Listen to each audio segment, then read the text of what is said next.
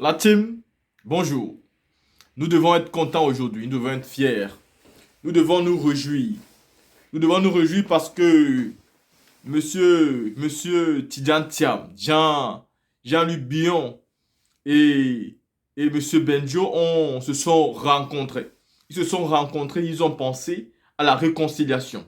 Et c'est important. C'est important de penser à la réconciliation quand on est dans un parti politique qui est attaqué par le parti au pouvoir. Quand nous sommes dans un parti politique qui est l'adversaire de beaucoup d'autres partis politiques.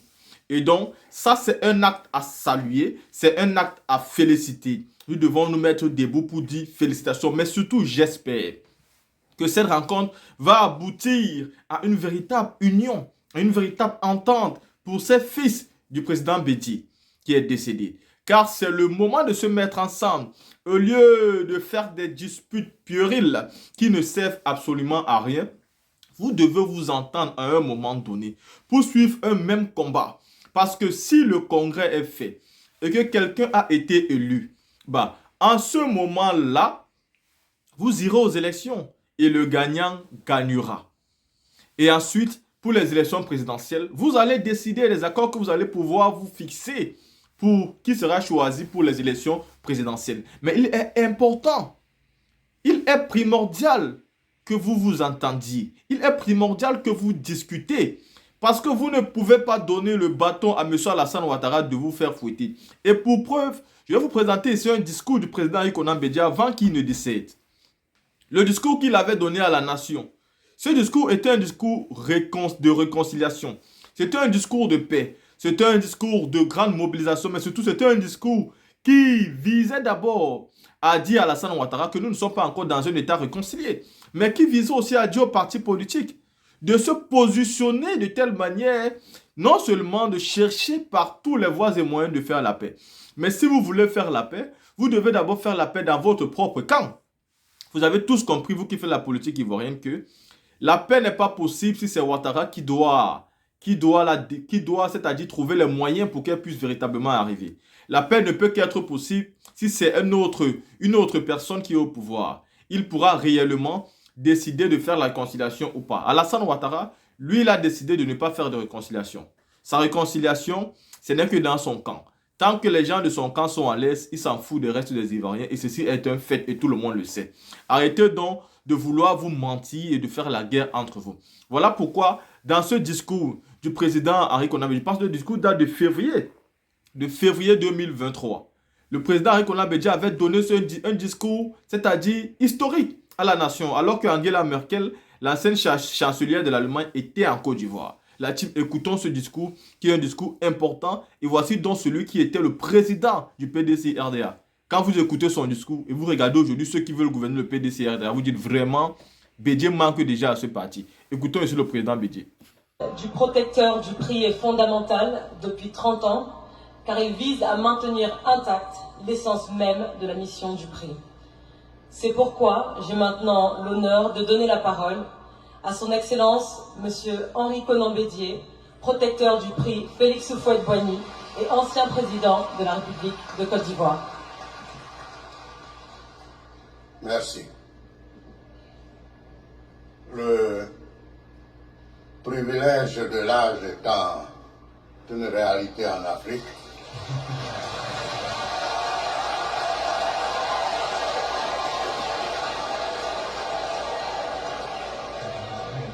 c'est de ma place que je vous parlerai pour quelques instants.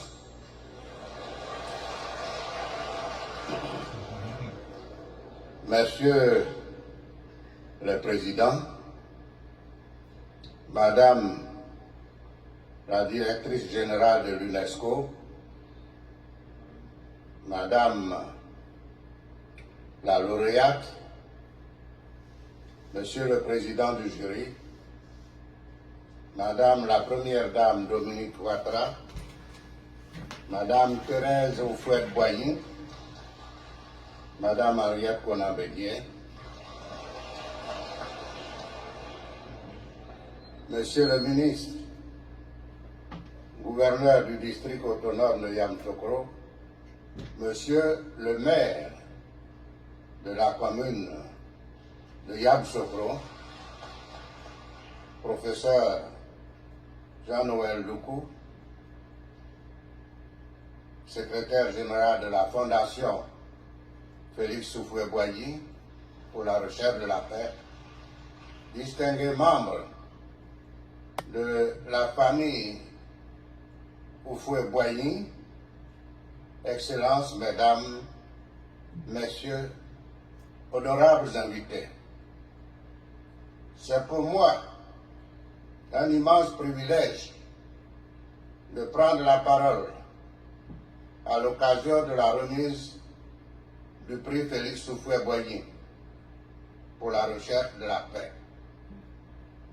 L'émotion qui m'étreint est d'autant plus intense que notre rendez-vous cette année se déroule pour la seconde fois ici à Yamoussoukro, cette belle et magnifique cité au cœur de la savane ivoirienne, ville du père fondateur de la Côte d'Ivoire moderne, le président Félix Houphouët-Boigny.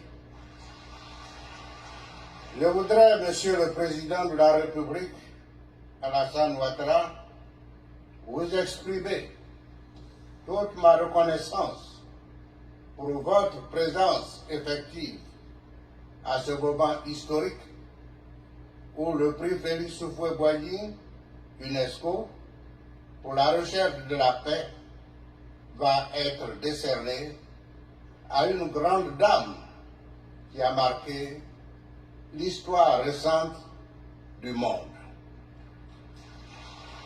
Je salue chaleureusement le président Macky Sall, président de la République du Sénégal, qui représente le parrain du prix, le président Abdou Diouf, qui nous a aidés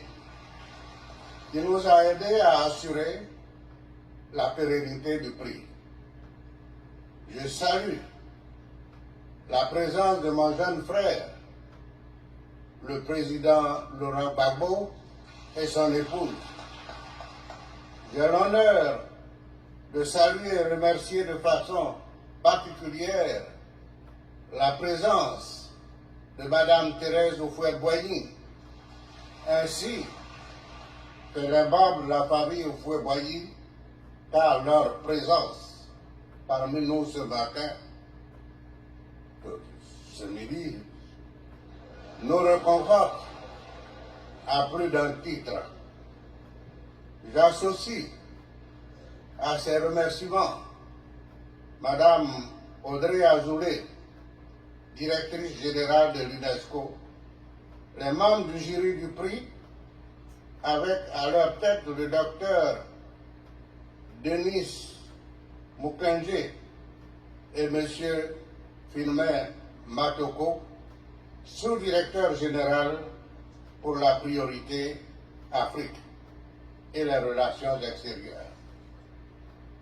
Messieurs les présidents, honorables invités, notre rencontre de ce jour nous permet d'évoquer l'histoire et la mémoire de celle-ci. Ainsi, j'affirme avec certitude, avec foi, que nous sommes rassemblés ici ce jour pour célébrer la mémoire des grands hommes en signe de reconnaissance des actes exemplaires qu'ils ont posés, les chemins de la paix qu'ils ont tracés en vue d'un avenir heureux pour nos peuples. La cérémonie de ce jour est également une occasion de célébrer la mémoire de Félix Houphouët-Boigny, bâtisseur de la Côte d'Ivoire moderne. Et il a fait de cette recherche de la paix par le dialogue un sacerdoce politique. La Côte d'Ivoire, l'Afrique, le monde doivent à cet homme providentiel d'avoir œuvré au rassemblement de peuples divers venus de tous les horizons en vue d'inventer une terre d'hospitalité, une nation fraternelle dont le taux d'immigration est sans pareil. Nous lui devons d'avoir mobilisé les Ivoiriens et les Ivoiriennes pendant plusieurs décennies pour accueillir dans les familles, dans nos villes et nos villages, des réfugiés des pays, dans nos villes et villages, des réfugiés des pays africains en crise ou en guerre, les îles du Libéria, de la Sierra Leone, Angola, du Nigeria. Avec le président Félix Houphouët-Boigny, on ne parlerait pas de réfugiés, mais de frères humains en détresse, que Dieu nous envoyait et qu'il fallait accueillir comme tel. Le président Houphouët-Boigny ne fit jamais bâtir des camps de réfugiés, mais demanda de les accueillir dans nos villes, villages et de les intégrer dans nos familles. Monsieur le Président, honorables invités, vous comprenez donc pourquoi, avec vous, je veux féliciter le jury du prix Félix Houphouët-Boigny pour le choix judicieux porté sur la personne de Madame la chancelière Angela Merkel. Aussi, voudrais-je vous prier d'adresser publiquement un hommage à Madame Angela Merkel et en signe de reconnaissance de son mérite. Un standing ovation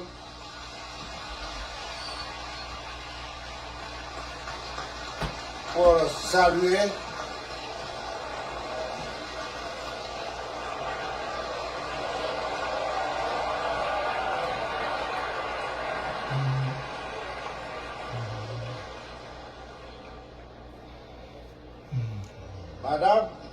Madame la chancelière, en vous accueillant ici à Yamoussoukro, nous accueillons une personnalité d'un courage et d'un moral politique exceptionnel.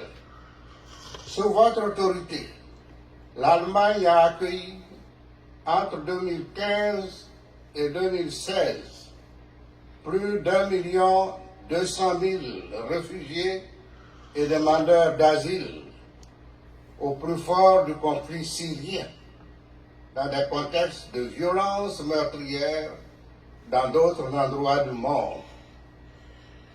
Outre l'accueil et la protection des personnes contraintes à fuir la guerre, les persécutions et les violations des droits humains, vous avez, Madame, été la force motrice de la grande mobilisation et des efforts déployés par les Allemands dans toute leur diversité.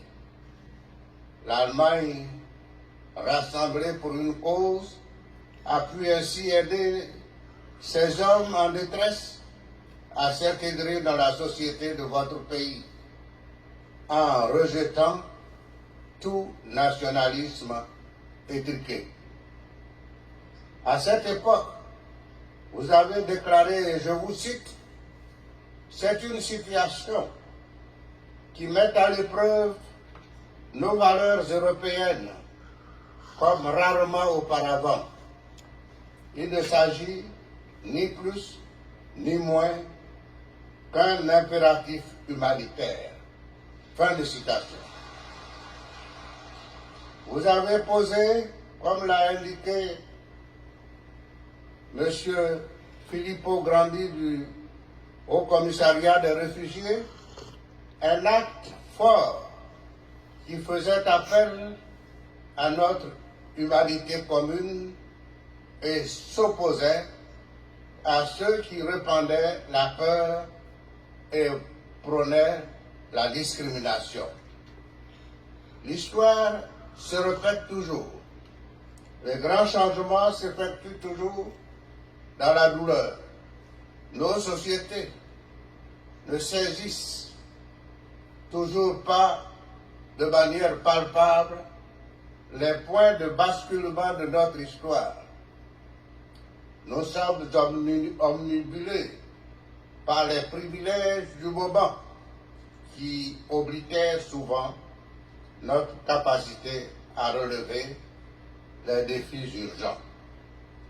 C'est à ces moments-là que les qualités des grands dirigeants s'activent comme un facteur, comme une enzyme déterminante de changement qui fait passer notre monde à un nouveau stade de progrès vers l'épanouissement des peuples.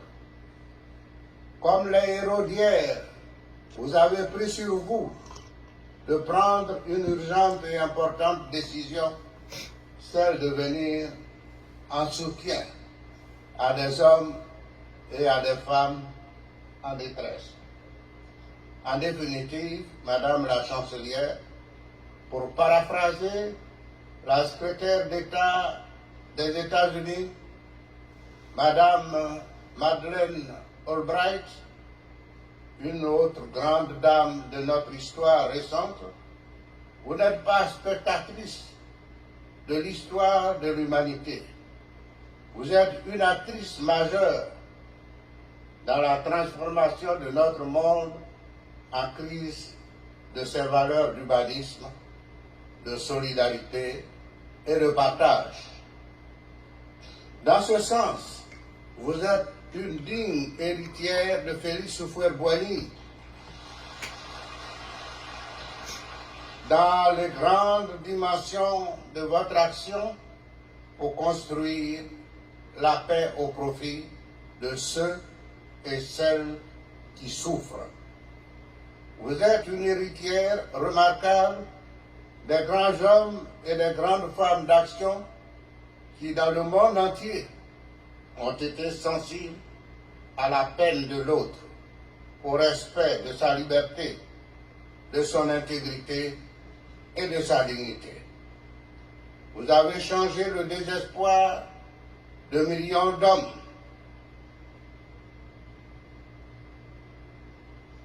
qui, dans le monde entier, ont été sensibles à la peine de l'autre, au respect de sa liberté, de son intégrité et de sa dignité.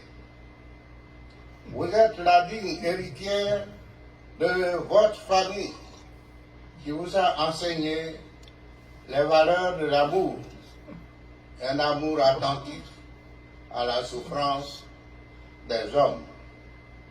Ainsi, nous aussi, nous nous réclamons de l'héritage de Félix Houphouët-Boigny, ainsi que de toutes les grandes personnalités qui ont marqué de leur empreinte l'Afrique et le monde au service du bonheur des populations et de la paix.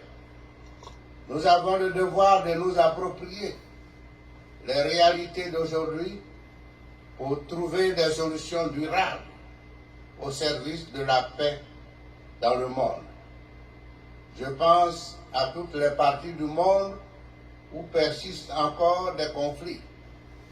Je pense à la lutte contre le terrorisme en Afrique de l'Ouest, aux crises en Centrafrique et en République démocratique du Congo. Il me paraît, s'agissant de la République démocratique du Congo, de saluer le combat de Madame Julienne Lussange contre les violences faites aux femmes. Je remercie le jury d'encourager son action en lui décernant une mention spéciale. Je pense à l'Europe avec le conflit russo-ukrainien dont le bilan humain et matériel devient de plus en plus lourd avec des milliers de morts, de blessés et de déplacés en Europe. Je pense à l'Afghanistan. Au total, ce sont aujourd'hui, selon les chiffres du HCR, plus de 100 millions de personnes en déplacement forcé dans le monde.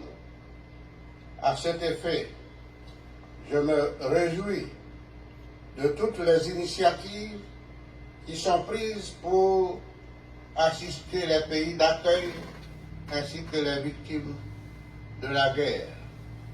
Il est temps d'agir ensemble pour engager de manière concertée des solutions qui garantissent la paix afin d'éviter un nouveau drame à notre monde.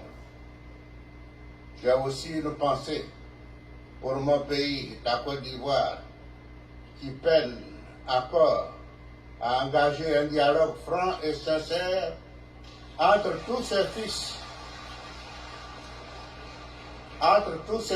et filles pour construire une paix durable au service du bonheur de ses populations et de celle de l'Afrique de l'Ouest.